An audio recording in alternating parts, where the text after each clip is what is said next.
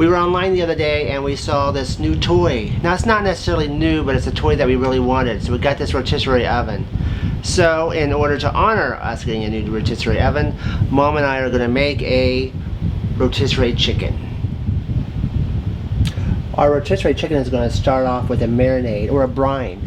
And we're going to keep this brine on for roughly 12 hours. So we're going to do it tonight so we can stick it in the refrigerator overnight.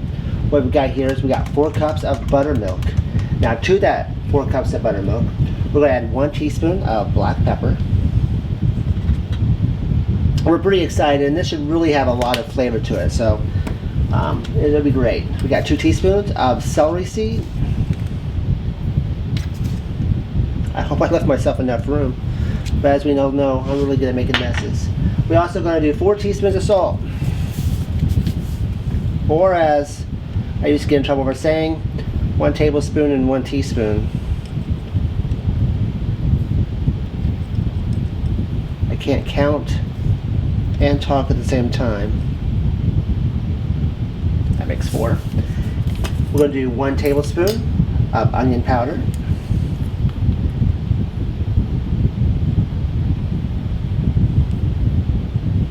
We're going to do 1 tablespoon of garlic powder.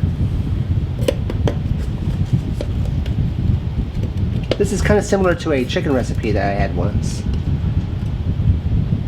I'm going to do 2 tablespoons of smoked paprika. I know it's dangerous measuring over the pan, but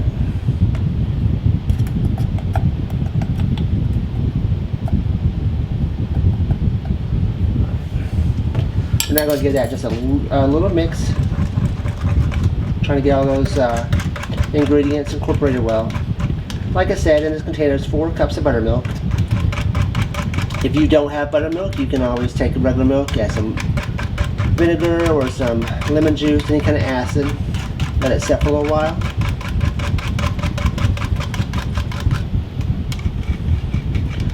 When I had the waffle truck, we went through a lot of buttermilk. All of our chicken was marinated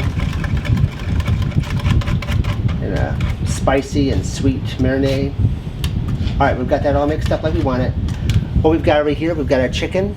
This chicken we have packed dry. It's roughly a 5-pound chicken. We're taking all the insides out. Let's stick that in our bowl. I'm just going to go ahead and put it face down like that. Pour our marinade over it. If you have a 1-gallon plastic bag, you can do that. Actually, maybe a 5-gallon. You have a lot, but you want to make sure that your chicken is completely covered. Alright, got that all in there. Now we're going to cover this, making sure it's all nice and underneath the buttermilk mixture, and we're going to let this set for 12 hours before we put it in our rotisserie oven. Alright, it is the next morning, and we have pulled our chicken out from the refrigerator. And like I said, you want to marinate this from 4 to 12 hours. Just going to kind of lift it out. All those juice and stuff. It's got a great smell to it. We're going to drain it. Take some paper towels, and we're just going to pat this dry. And we're going to let this sit on the counter for an hour. We want it to warm up just a little bit. So we're just going to go ahead and pat this dry real quick. Let it sit on top of the counter, and then we're going to fill its cavities with some onions and some garlic. It's been an hour, so our chicken has come a little bit more up to room temperature. So what we've done since then, we've taken 1/2 of an onion and we've cut it into little quarters. And we also taken 2 garlic cloves and we've taken all the skin on the outside. And we've taken 2 medium-sized potatoes and we've cut those into little wedges. We're going to, part of our chicken recipe is we want to put these potatoes underneath the chicken, so that way it has all that chicken fat and flavor that's going to drop onto the potatoes as the potatoes finish cooking off. If you put the potatoes in the rotisserie oven raw, they won't get cooked, so we need to par cook these. So we're going to par cook these for about 15 minutes, put them in some boiling water.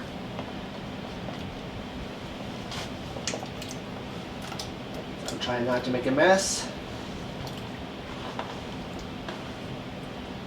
Alright, we'll get those started. Right here we've got our chicken. We're going to take our onion, we're going to put it into the chicken cavity along with our garlic, cloves.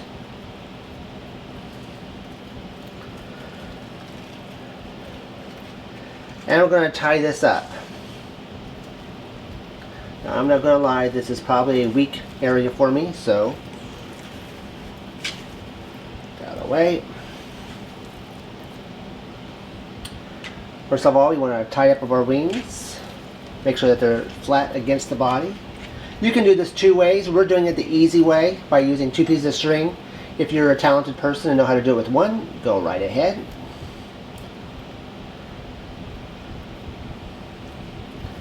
I'm going to tie this tight.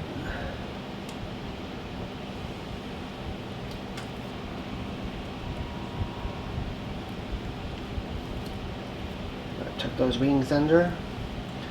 Take your scissors. We don't want any of these extra pieces. Tie up the bottom.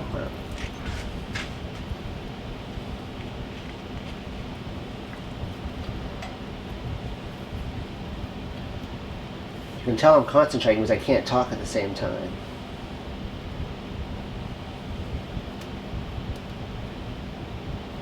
Okay, looking good. Cut off the excess string. Take our rotisserie part.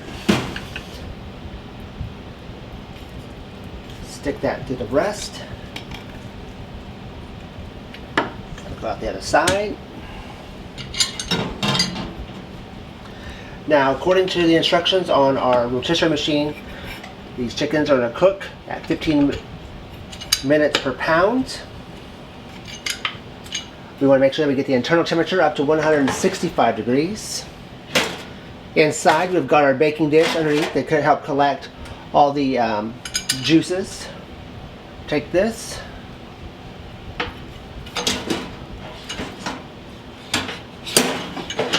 For us, we're going to stick this in slot B.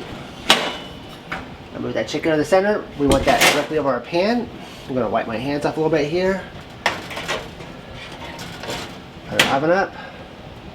We want to make sure that we turn this to roast. And for us, we're going to start this off at 1.5 hours. Now, in about 15 minutes, we're going to put our potatoes in the very bottom of here. But now we've got our chicken started. We're going to turn this on. It would help if I plugged it in, probably.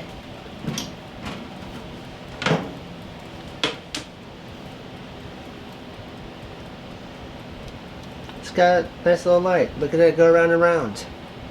Alright, like I said, this will probably take about 1 hour, 15, 1.5 hours. 45 minutes before we get done. The chicken's done. We're going to put our potatoes in there with a little bit of salt, a little bit of pepper, and then all that chicken fat and juices are going to drain on top of our potatoes to give our potatoes a lot of extra flavor. After we were sitting on the couch discussing it, and as our chicken was cooking, we decided it'd be nice to add a few little baby carrots to this. So we're going to add some baby carrots.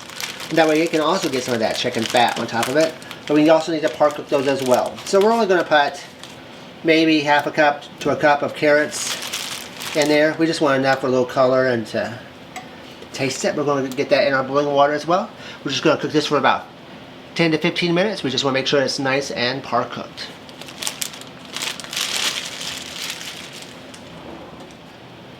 Our potatoes and our carrots have been par cooked. We've taken them and we've drained the water off of them. I'm going to open this up here real quick. I'm going to pull this out slightly and I'm going to get some of this stuff off of the bottom of there.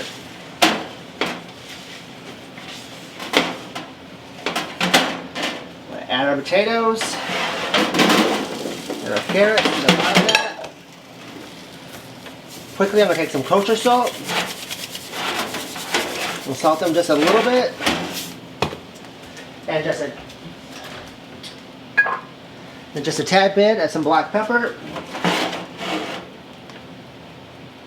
We're only probably using 1/8 teaspoon of each, maybe 1/4 teaspoon of the salt.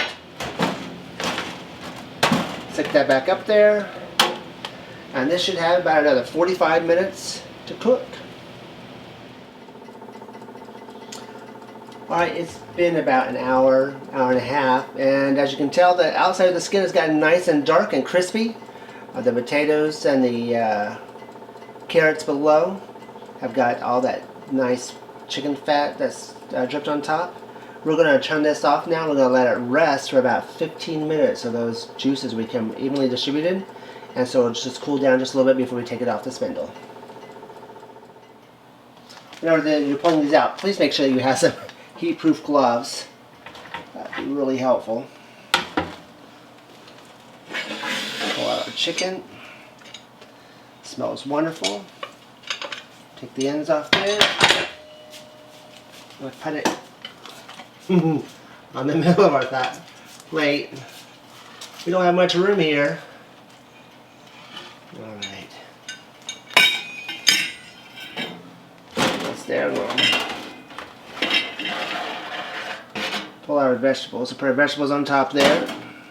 We're going to use that sauce as a gravy almost. Alright. Got our chicken. You're amazed about how many times I lose things.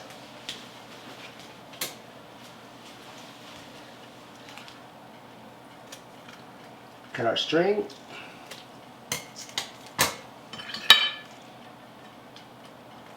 Pull it off. We have some very nice crispy skin. Perfect. Turn it over. And like I said, it is hot. Take our string off there. Take our potatoes here. Some of the little pieces of onion popped out because I didn't have it tied quite tight enough at the end. Just gonna lay those around the edge. While we were waiting to cool, we did try a couple of these because I'm not gonna lie, we couldn't wait. And they were delicious. Alright, here we go. This is our rotisserie chicken with some roasted rotisserie vegetables. We hope you enjoy the recipe.